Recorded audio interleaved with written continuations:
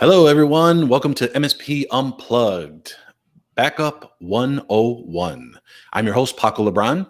This is your live show where we discuss different ways to run your IT business, whether it's managed services, consulting, break fix, or anything in between. I'd like to go ahead and introduce my co-host. I have Mike Slodowski over from Magnus Box. Mike, how are you doing today? Doing great, Paco. How's it going? I trucking along. It's been one of those interesting weeks, and it may end up being a couple stories and stuff to fill in for Jeff's time. Jeff is unable to come on the show today, so we're hoping to fill in and get some good content going on and talk about everything backup. So we'll see how it all kind of plays out. But as we normally do with the show, we always have share a tip story. I will go first because I have quite a few that I wanted to go through. The first one, and it was brought up in one of the Facebook groups that I follow, and I experienced this personally, is offboarding. When you are taking on a client that has been offboarded, make sure to have a really great process as you're offboarding that client. And what I mean by that is, let's say the client didn't want to, something happened between you two. Let's say that it just wasn't a good fit. Take the higher road, provide them the documentation, give them what they need, and really just have everything set up properly, because you have guys like me who are trying to do right by the client and have to chase circles and things of that nature. So we had an issue this week where we were trying to we were part of getting a few clients from another IT provider. We were in a transition period. And as we were going through this process, we come to find out that, there were some documents that are documentation for one of the clients that wasn't disclosed. So we reached out to them, couldn't get a hold of them on the phone, couldn't get a hold of them on via email the next day. And we needed access to the server so we can do our on-site survey and understand the lay of the land. Well, out of nowhere, the former IT professional went ahead and emailed my client that we've already transitioned last month, and basically emailed the client and myself saying, hey, we've discontinued payments on all the software. We're getting alerts stating that you have a breach that's happening. Just wanted to make sure you guys are aware. So, of course, me being me, and if everyone knows me, you only get one version of Paco.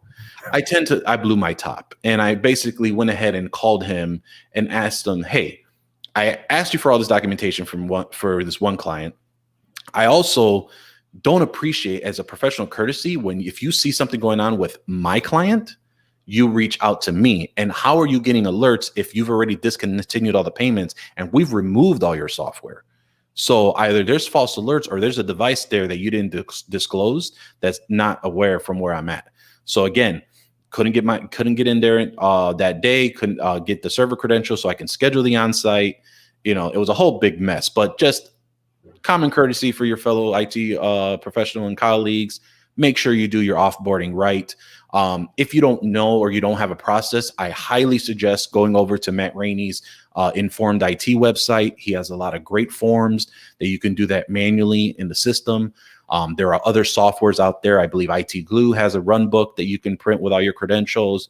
Synchro has a customer portal. If you utilize it properly, people can grab their documentation from there. If you haven't thought about it yet, really start thinking about how to get all the documentation and process down, because the last thing you need to do is spend time to gather this information, which is billable for you, but you can't really bill the client as you're kind of separating. So be nice to your all your IT colleagues and professionals. Do the right thing. Always stay and take the high ground, no matter what it is, because it would just reflect poorly on you if you decide to be in a I want to say the phrase that I can't say because it's very vulgar, but essentially being in a match with someone that is not proper. So, Mike, anything you want to add on that? Have you experienced anything in that situation? Oh yeah. So for those of you that don't know, I owned an MSP up until December 31st last year, when I transitioned to be full-time vendor to MSPs. Just want to disclose that. So I've had this exact thing happen. There's two ways to take it, like you said, Paco. Take the high ground, or you can take the low ground. Take the high ground. learn from your mistakes, learn why the vendor or why your client left you. Was it cost? Was it something you did? Was it an incident?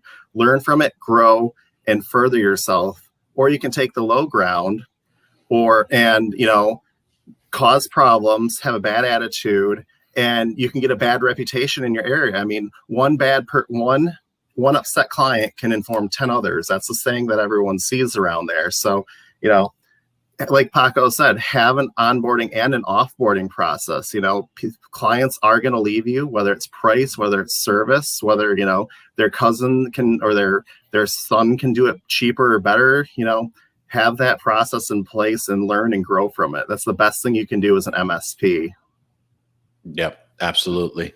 And then kind of going into that, I read a really great book, and disclaimer, I don't know the author. The author hasn't paid me to make this recommendation. I know he just wrote this book and released it. I bought it on Amazon. It's actually called PSA Profitability: The Ultimate Guide to Choosing, Implementing, and Using a PSA Tool for Maximum Profitability by Chris Tim. And I understand Chris Tim is well known in the industry, especially with PSA guidance. From reading the book, he was a rep at Autotask. He also ran an MSP, and he helped build a consulting agency to build and help guide other MSPs for kind of managing their PSA tool. And although a lot of the examples were Autotask in the system, we obviously we use Synchro. And the book was literally less than an hour read. It was about 107 pages, and I flew through it. I got it Wednesday, finished it yesterday, and it had a lot of great information that are kind of gotchas, and like I should have known that, but it really helped you understand on how to change your PSA tool from a service desk tool, which is you're doing tickets and you're just going ahead and maybe doing some billing in there, but more into creating proper reports, making sure you're timing yourself properly, combining certain rates if you have multiple products and services. And really, it helped me discover some other features in Synchro that can help build out some of these policies and just make things a little bit more efficient for me, a lot easier for my office manager to run billing at the end of the month, and also syncing a lot of tools that we have for some of the services that we have in licensing. So I really encourage you guys to pick up the copy of the book. It was I think it was like $10 was for that book. I may reach out to him to see, maybe get him on the show to talk a little bit more about the topics that he has, because again, it was very overall. I forgot what the phase is, like 6,000 feet view or whatever the place is, but essentially overlooking on how to generate profitability and really help you use your PSA tool to the fullest. And he does talk in very generics on how to piece some of that out. So highly recommended, really makes sense. Something I can express more to pick up the copy of that book. I think it's a good read for those that are just trying to figure out more on what they're trying to do. But other than that, those are my few things that I have for those stories. I may have a couple others, but we'll go ahead and flip it over to Mike and see. Mike, do you have a tip or a story you can share that the audience can learn from today? So I have a tip, and I swear I'm going to have it put on my headstone someday. I said this last time. I guarantee if you go back to the last time I was on the show, check your backups. Number one thing. I don't care if you're using Magnus Box. I don't care if you're using Comet, Carbonite, MSP 360, Acronis. Check your backups. We had an issue, and I mentioned this a while back, that we had a partner that they had a device hasn't been backing up for 6-7 months. We tried. Now we just provide the platform. We'll fully support our partners, which are our clients. We call them partners. We'll fully support them when they have an issue. We'll go in, take care of see what's going on, and take care of it and fix it. But we provide the platform. The partners are responsible for backing up the data and making sure everything's going. And for 6 months, nothing was backing up. We reached out to the partner via phone, email, tried contacting and notated it. That device finally died. That hadn't been backed up for 6 months. And, like I said, it's one of those things where we seen it wasn't backing up, and we made a courtesy attempt to contact them, and they weren't happy. And I mean, we explained, showed our logs, and it comes down to that as well, document everything. If you, even with MSPs and their clients, if someone's not responding, documentation is king. And I've never learned to respect a ticketing system as much as I have now. I always used to do everything through email. I never used to log tickets. I always thought it was a waste of time when I had my MSP. That thing is like the lifeblood of our platform. So always check your backups. Documentation's king. And, make sure you set expectations. Those are my tips, side story of the day. No, and I mean, it's kind of funny that you say that because, I know a lot of us may not have a ticketing system. We have a ticketing system, but barely put any information in there. And for me, like perfect example, and I don't mean to pick on John Dubinsky over at the Maven Group, but you can.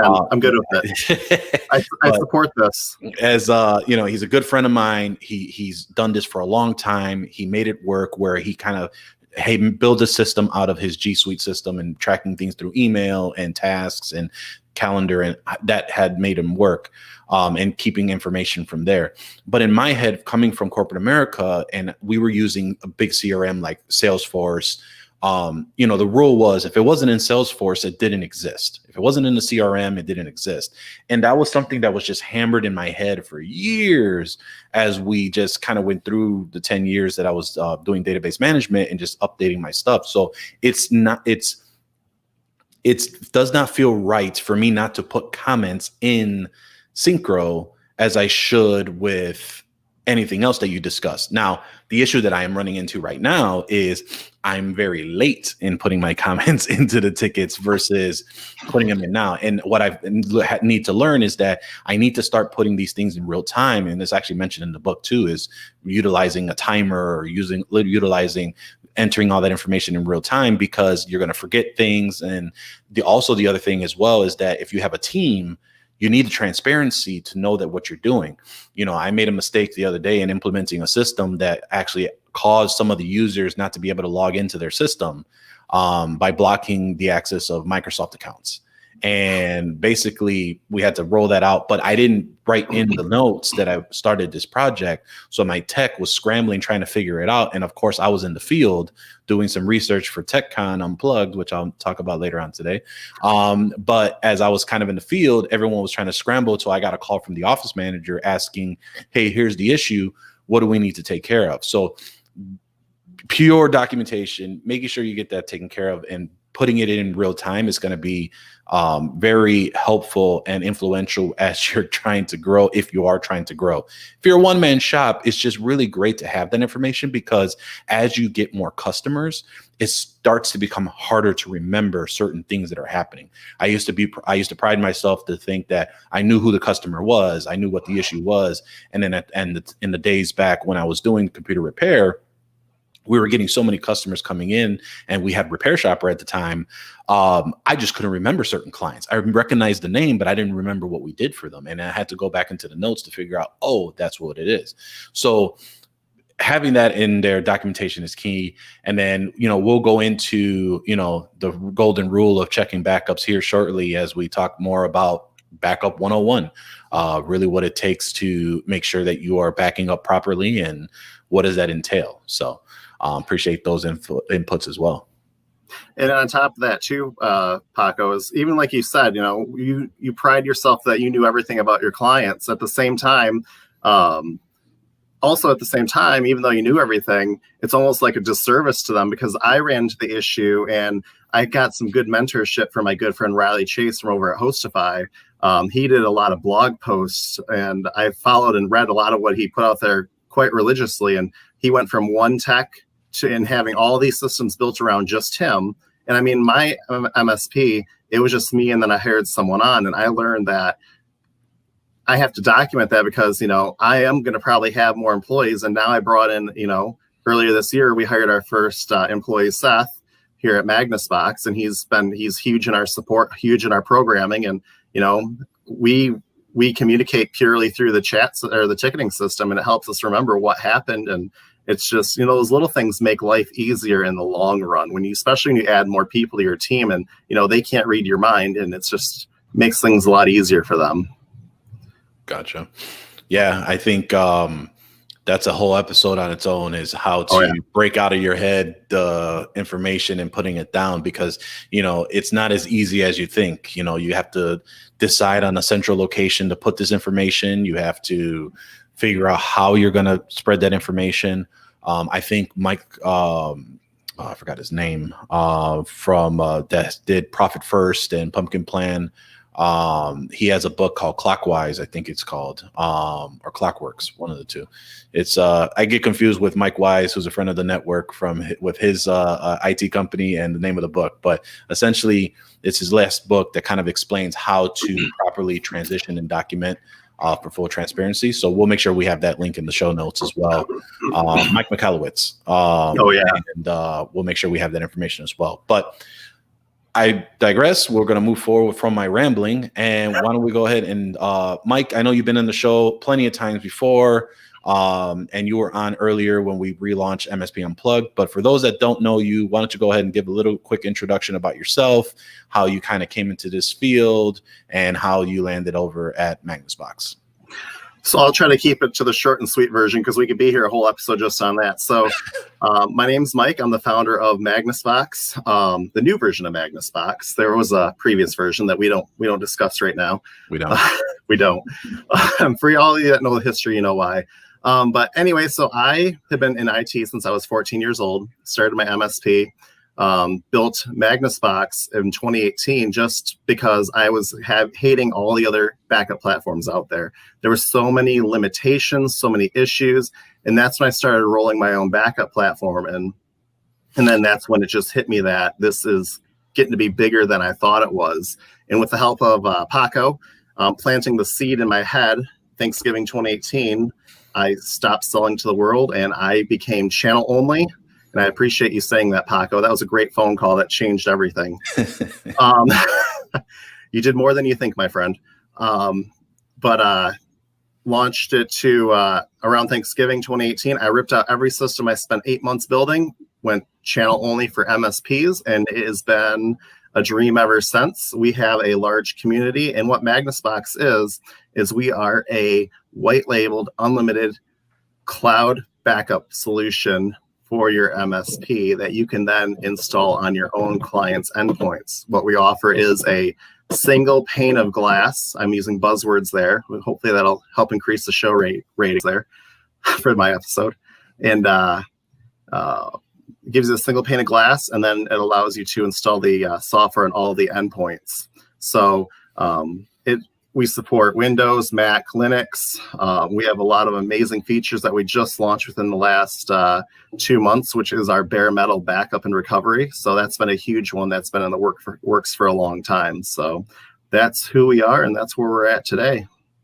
Very cool. And it's funny because I do remember that conversation in 2018, because that was a very transitional and pivotal year for me. I think that was when I had a lot of the events that you can reference back over and my previous show that on Tech Life over on the Podnuts Network, where we talked about kind of what changed my viewpoint and how I was able to get from, a lawsuit and debt and just all these things kind of just barreling down, and then a very bad injury on a client site, to just refocusing, reshuffling some things, and now I'm here. So, and so during that time, that was kind of where I was in this whole change of mode and whatnot. And I remember that phone conversation that we had, and it was just one of those where it just literally was a simple comment, like, and you were expressing to me kind of what you were trying to do and whatnot, and just trying to make pace with Magnus Box. And lo and behold, that just kind of evolved from that. So yeah, I do remember the conversation. I don't think I contributed that much, but I know that, but I appreciate the kudos that you give me. So whatever I can do to help, as Mike and I, for full disclosure, we've known each other for many years through another service we had before. So just glad I'm able to help out a good friend, and glad you're seeing success there. But outside of all of that, we're going to go ahead and dive into our main topic. We're going to talk about Backup 101. So kind of like Mike alluded to, no matter who you're using for your backup provider, there should be some best practices. And the reason why I wanted to introduce this topic is because I think a lot of us know what we should be doing, but I think that there are a lot of things that we just tend to either forget or not figure out, or try to make things easier for us to kind of deploy, right? I have spent the entire probably last month and a half to really getting our backup situation settled. We had a hodgepodge of different vendors. We were trying to figure out how to do it. We just frankly weren't monitoring the backups as we should, and getting an understanding on kind of doing that as well. So what I'm going to do is I'm going to kick it over to Mike, where the first question I want to ask you is, what is the number one thing you're seeing with Magnus Box, or just what you see in the industry? What is it that you have seen that is probably the number one mistake, or one thing that you wish IT professionals would consider when going into the route of cloud backup, and specifically we'll say file level backup in this example? So, I mean, the two main things that I see are just like I mentioned earlier, or three things I got. Another one just popped in. So the first one is people aren't checking their backups, and they're not making sure that the backups are completed. That's the biggest thing I'm seeing. And then when something does happen, they get upset. They realize, hey, this wasn't backing up. And then they get upset, and bad things spiral downwards from there. The second thing that I see is that technicians don't know what to back up. I'm not sure if that is because I think the best thing that you need to do is you need to sit down with your clients that you're selling your backup services to, or reselling our backup services to, and see what that client actually needs to have backed up. A lot of our partners are backing up the entire C drives and just going for the catch-all, when really all they need is the user level stuff, desktop documents, downloads, pictures, that stuff like that. And so I either see people backing up too much or not enough. And then the third thing that I see is people are not testing the restores, or don't know the process to test the restores. So, when that disaster does strike, I don't care. Like I said before, I'm obviously going to recommend Magnus Box because that's who we are. But I don't care what service you're using. This is just a public service announcement. Know how to run the restores. And if you don't, get with them. I mean, we run a very transparent company. We have multiple ways to get a hold of us. And we've done numerous, I think even with your team there, Paco, we do numerous go-to sessions a week. And we just sit down, we let you drive, and we just watch and either say, here you go. And back to the other one that I talked about, number two, about, not knowing what to back up or what the client needs. Asking your clients the right questions can solve a lot of problems. I know before I left my MSP, we had one client and they kept referencing their server, and we're like, well, you don't have a server. Turns out their entire business was being run from a 1 terabyte external hard drive attached to someone's computer that was shared out. And we had been with this client for 8-9 months, and we're like, whoa, why didn't you tell us about this? And they're like, oh, we didn't think about it. And like, if that would have gone, what would have happened? Like, our business would have had to shut down because we would have lost all of our CAD drawings. There's just a lot of, those are the three things that I see a lot of. Sure.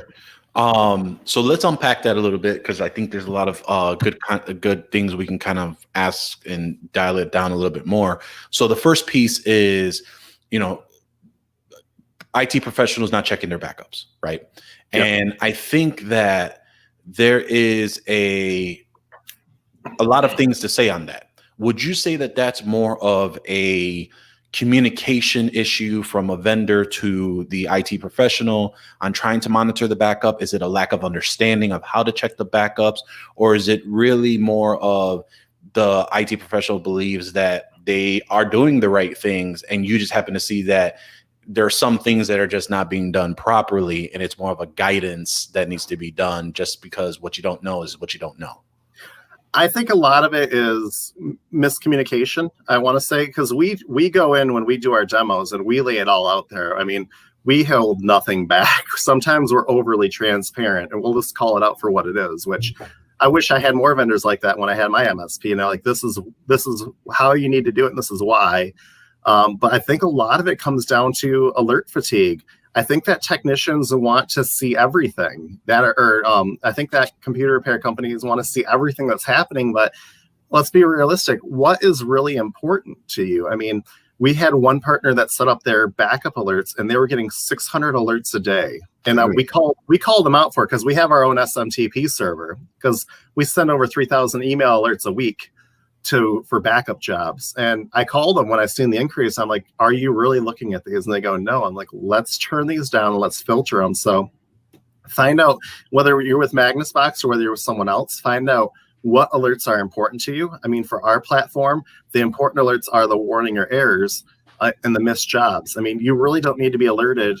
If you have 100 endpoints on your backup server, you really don't need to be alerted that a backup job completed successfully. You just need to be alerted to, hey, something happened. You need to go in and fix it. And then if you don't know how to fix it, you just forward it to our support email and we'll take care of it for you, or we'll guide you through and show you how to prevent that issue in the future. So I think a lot of it is alert fatigue. I mean, I even seen it when I was with my RMM, which I use Synchro, is, if you have too much set up, you start ignoring it. When that one thing does go wrong, you missed it because you just kept hitting delete.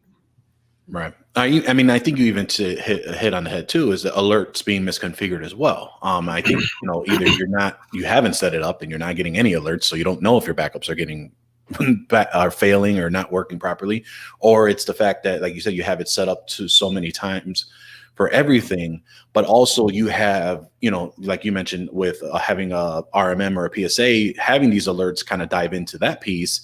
You have that other issue where you have the alert system configured on that system. So sometimes you could be having alerts coming in from the backup system, it's going into your PSA.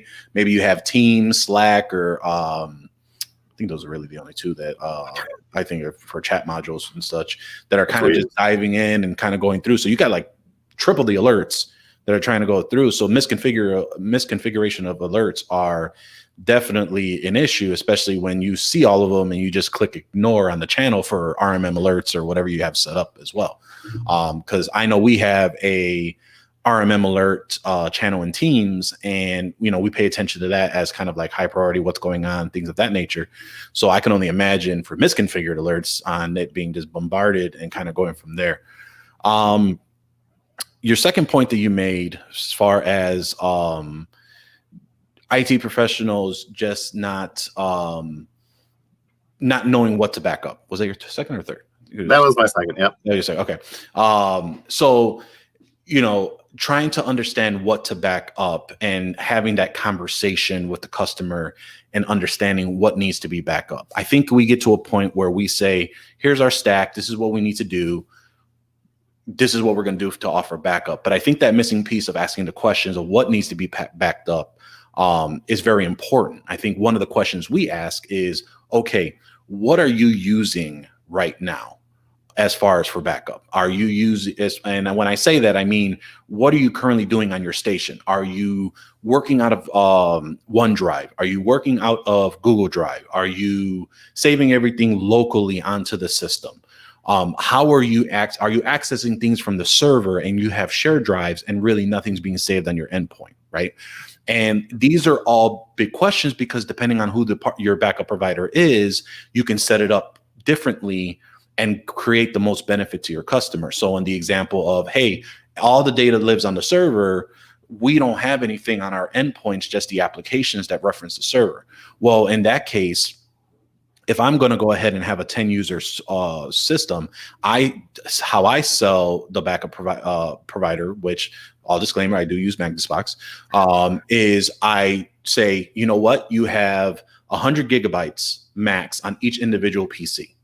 And if you go above 100 gigabytes, then it's an additional cost. But what we do is we will go ahead and if it's a 10-user group and it's in the server, we'll tell them, okay, for your 10 licenses, we will pull them onto the server, giving you a terabyte of storage, and we will back up from there. And this is all about the sales pitch, which we'll get into, hopefully a little bit later today, on how can you get back up into your clients as well. So I think for me, Mike, what would be, the best resource, or if Magnus Box has something that's givable to everyone, or what are kind of the common questions that a IT professional should ask their client so they can discover, like you just said, the 1 terabyte hard drive plugged in on Sue's computer because she's been there for 25 years and everything goes through her, or there is a NAS drive that's sitting on the side that they believe is a server that is included in the managed services plan in their ideal, but it hasn't been touched or no one knows about what's going on. What is the best either tools, resources, questions that you've seen that have been most efficient for those to make sure that an environment is backed up properly as best for the IT professional? Yeah, and it's a great question. I mean, now I'm going to want to sit down and make up a checklist to ask people for our partners. There you go. There you go. Another great idea, Paco. You have to start paying your royalties on these ideas. I mean, you can talk to the owner of the business, but really, we really want to speak to the end users and figure out what their process is and go from there and see what they're doing. And then, if they say, hey, I have all these documents, ask them, what can't you afford to live without, and go from there. So, I mean, if they say, oh, well, all of our invoices are stored here on my local drive, to back that up, or if you have like a residential client, they say everything, find out, are you just saving to your documents and just back that up? I mean, realistically, your goal is to make it easy to be able to recover in the event of a disaster. If a computer fries, what's the number one thing you're going to need? You're just really going to need the person's user data. You're not going to need all the stuff in the C drive. Right. No, and that makes sense. I think that's a lot, especially with some of the backups that we have, and that's why we asked, do you use a file syncing tool?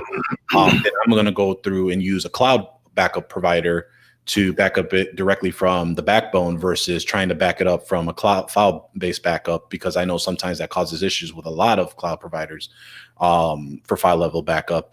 And then there are those that just use a USB stick and just kind of travel around with that type of situation when they're trying to be remote. And obviously cloud backup has kind of made that a big deal for us as we were trying to move forward. But I wanted to ask you, there is a concept that is in the industry that's spread around, which is the 3-2-1 best practices. It's basically the 3 types of backups, having the ability to have one storage and one source to basically have all this information. So in this case, you have that 3-pronged approach, which Jeff always says that it's criminal if you don't do this 3-pronged approach, where you have your cloud backup, you have your on-site backup, and then you have an off-site backup. How have you seen some partners kind of leveraging that, if you do even believe, if that practice is either outdated in this day and age, or if that's something that users should be doing for kind of getting their backup solutions properly done for our client?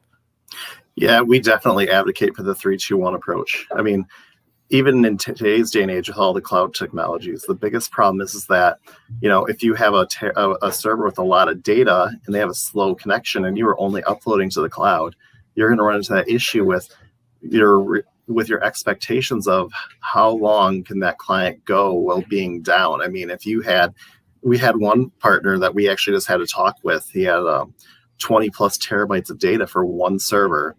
And we called them out. We called them on the phone and said, hey, what's your expectations? Because if that thing dies, what are you going to do about it? And so with our platform, you can do the 3-2-1, which you can have your cloud backup. You can then also have a second backup pointing to a local on-site storage device, like a external hard drive or a NAS device. And then you have your physical copy as well. Gotcha. Yeah, I think that the biggest piece for that, and at least for what we do, is similar to what you mentioned. We will go ahead and do the nightly cloud backup, which we can talk about frequency too here in a second. And what you've seen would be what a lot of partners do is, we have our nightly backup that we set up, or we have it checked off where if it misses the nightly backup, it'll kick off once the PC starts. We have a on-site backup, which we do have a local NAS drive or a 1 terabyte hard drive, depending on what's being backed up and what's the main PC that would have this source or sources.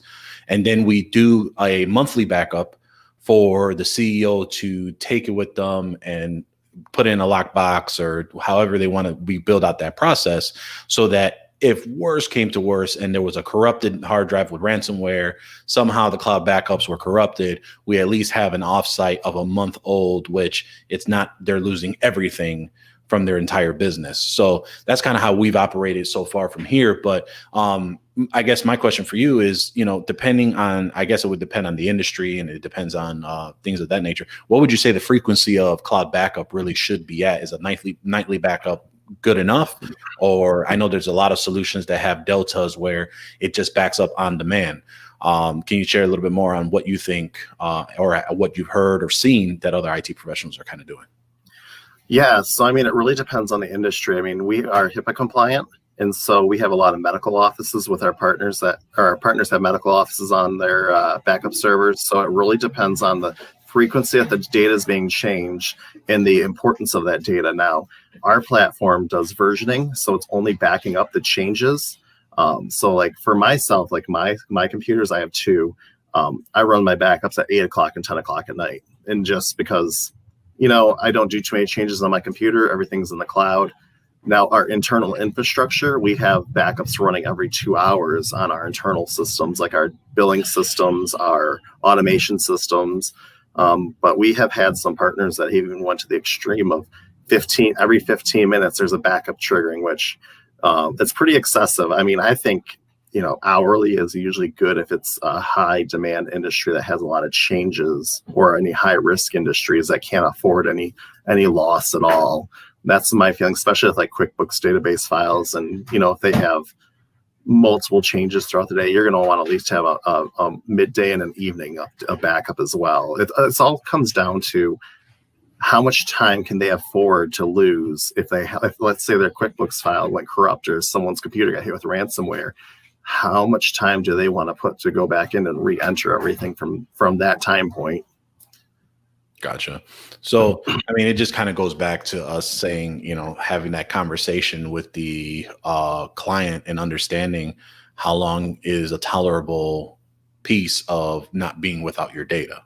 And especially having that much data, like you use the example of 20 terabytes. I mean, that's a big mama to try and bring back down with a failure. So something that just makes sense on just having that conversation, having that communication piece, and really making sure that it's really what needs to be done. Kind of tying into this, and we can kind of go into more of the sales / making sure that a client understands that backup is important. For us, we include it in our managed services. We kind of say, hey, this is what you're getting. You have the option of not taking it, but you will need to place a waiver if you do not have a backup solution in place. How have you seen at least best practice, not best practices, but what are the best opportunities for a IT professional to present backup to their client?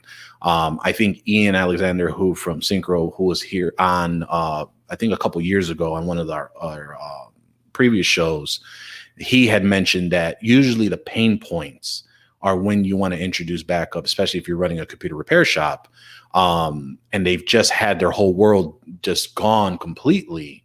You want to be able to offer that backup solution so that it doesn't happen again.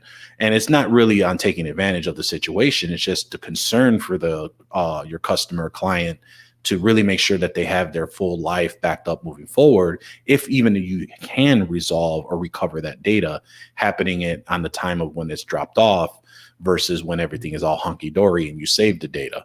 But what are some ideas, or have you seen any cool things that other IT professionals are doing to just have the adoption of backup? Because I feel that has always been a very big bane for a lot of us to try and get a lot of clients to adopt backup, as they feel like it's not a necessity for their infrastructure.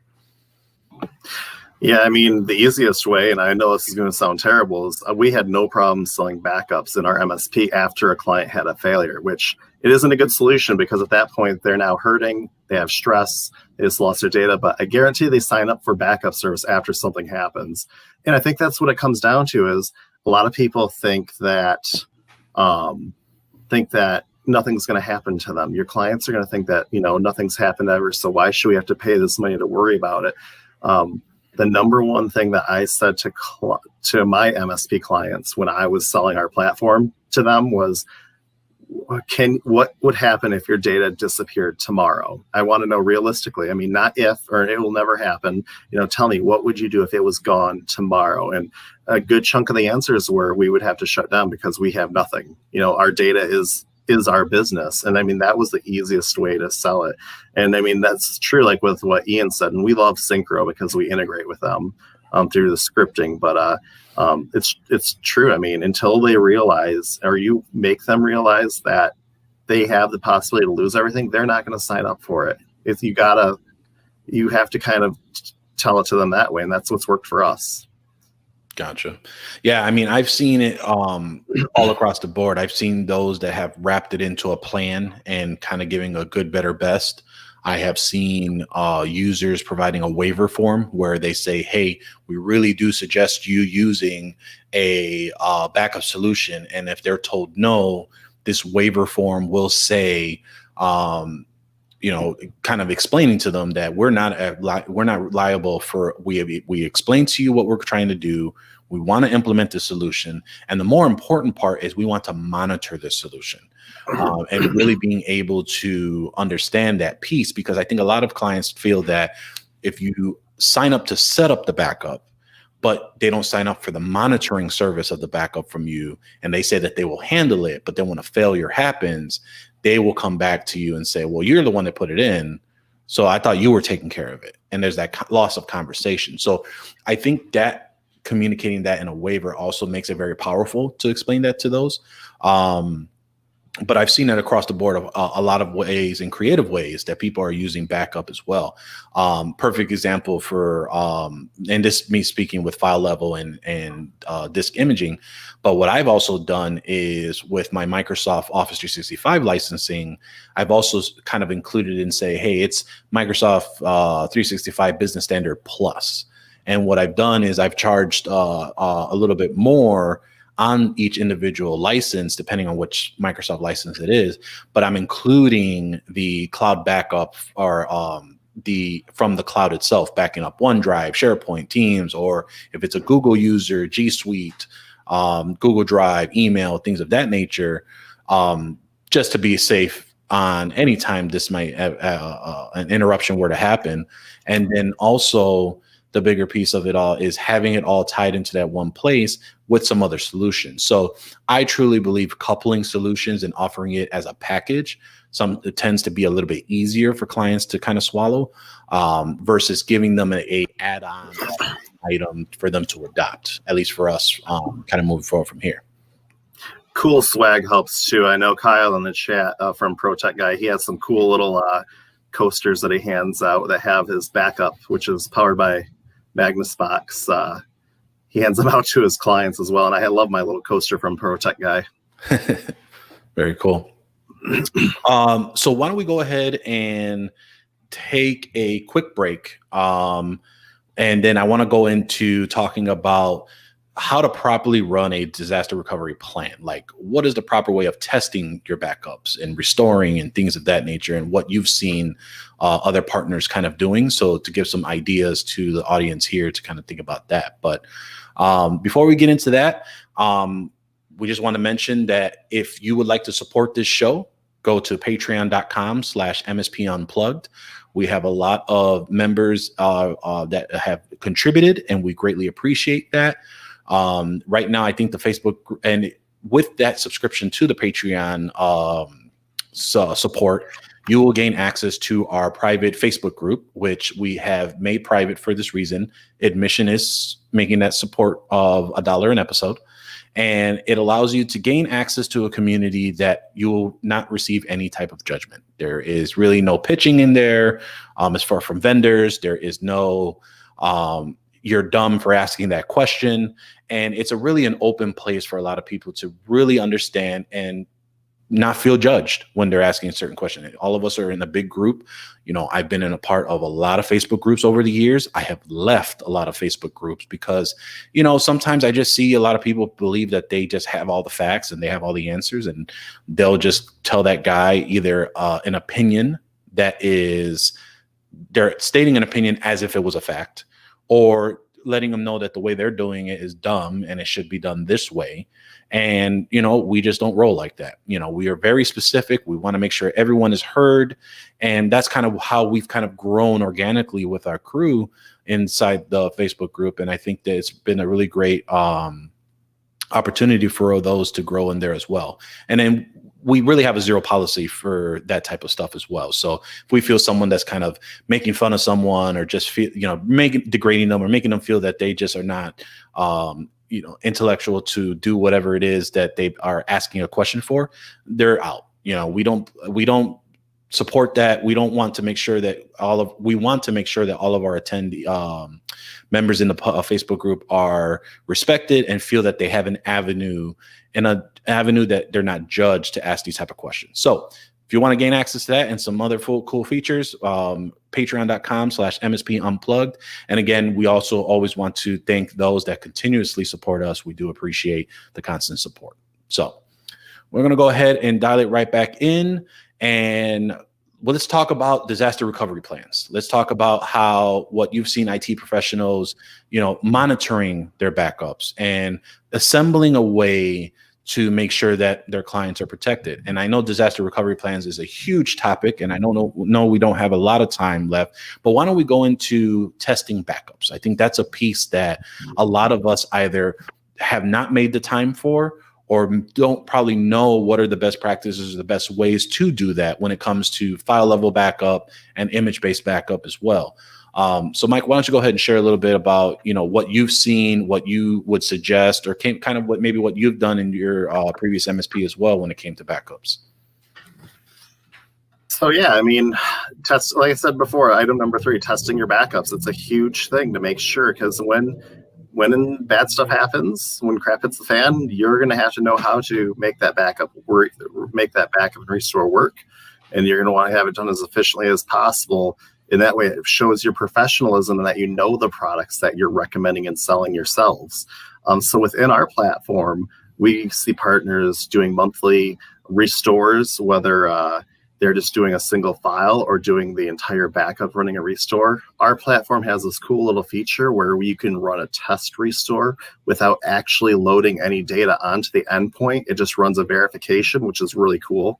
And then we recently launched our disk image backups, which partners are able to run test restores to different machines. So my favorite's, you know, taking a desktop to a laptop and it just works and fires right up. But you know, testing them is a huge factor. I mean, you're almost doing a disservice if you don't do a test every now and then, or at least run a single file restore, and that way you know how it works. I know one of the most common tickets we get are, you know, my client's computer fried and I'm having issues running a restore. I don't know what buttons to push. And we have no problem walking them through it or doing go to meeting session and sitting and going through it. So, I mean, that's what it comes down to.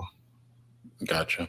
Yeah. I mean, I think that's a big piece of just understanding is how to use your tools. I mean, I think it is something that we don't take seriously.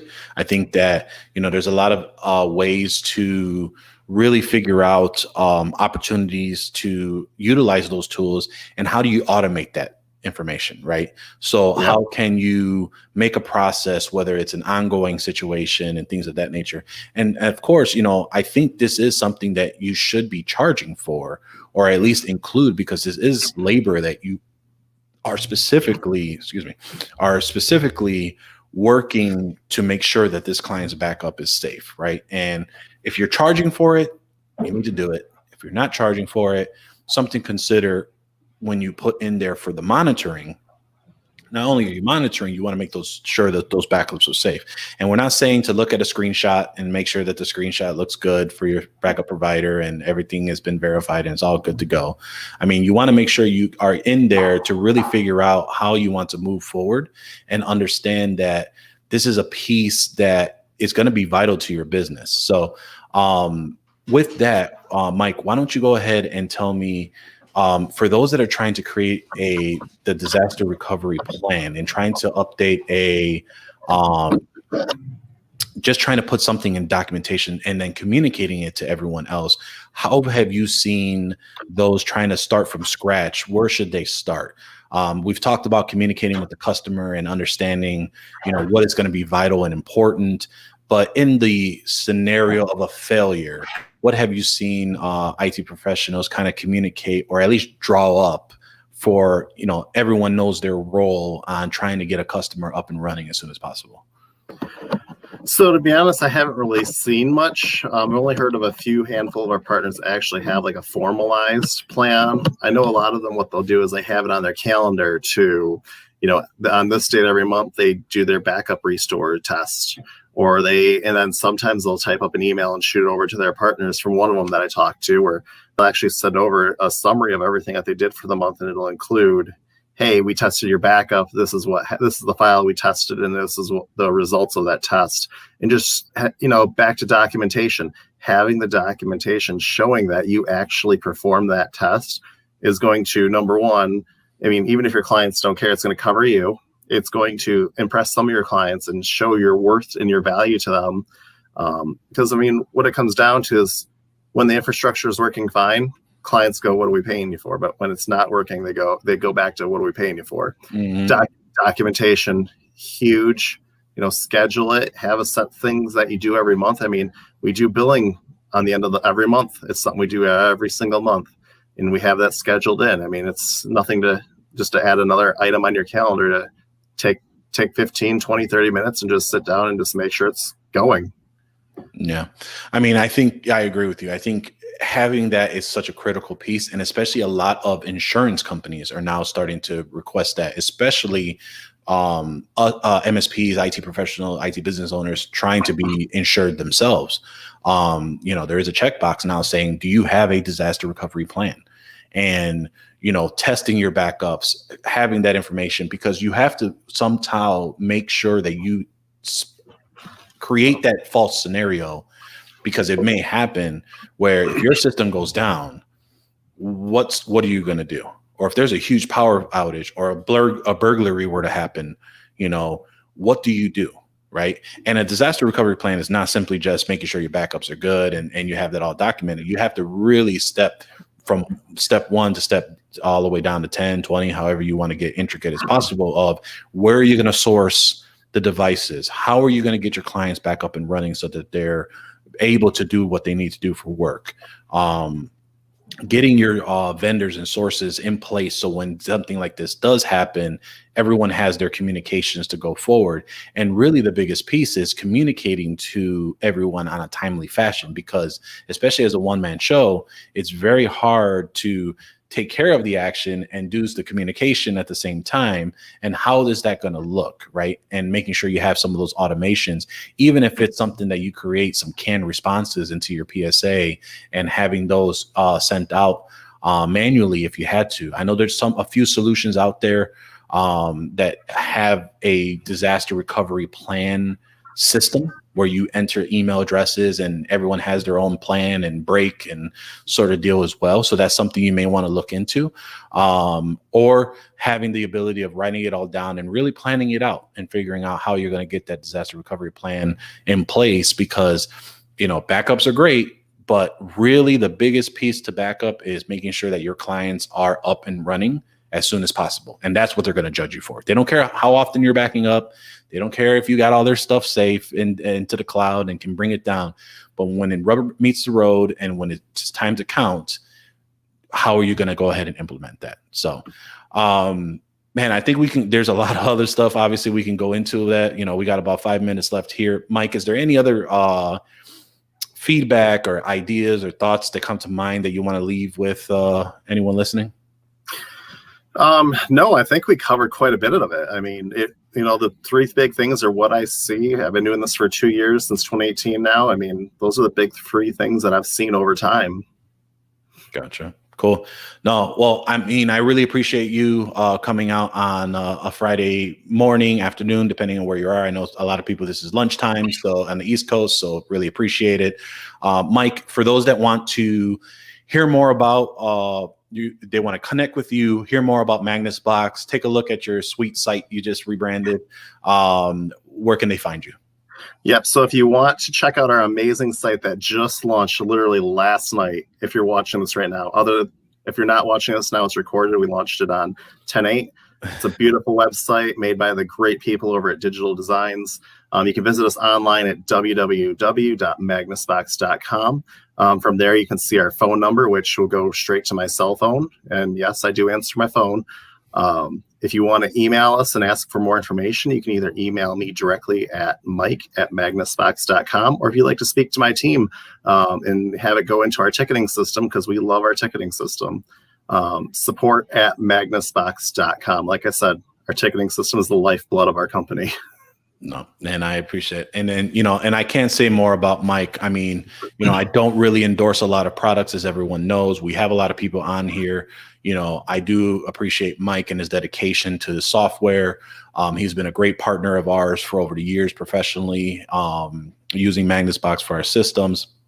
And really just all around, I think, having the transparency that he gives. If you haven't joined, liked his Facebook page, or I think it's a group. It's a group, yep. Right?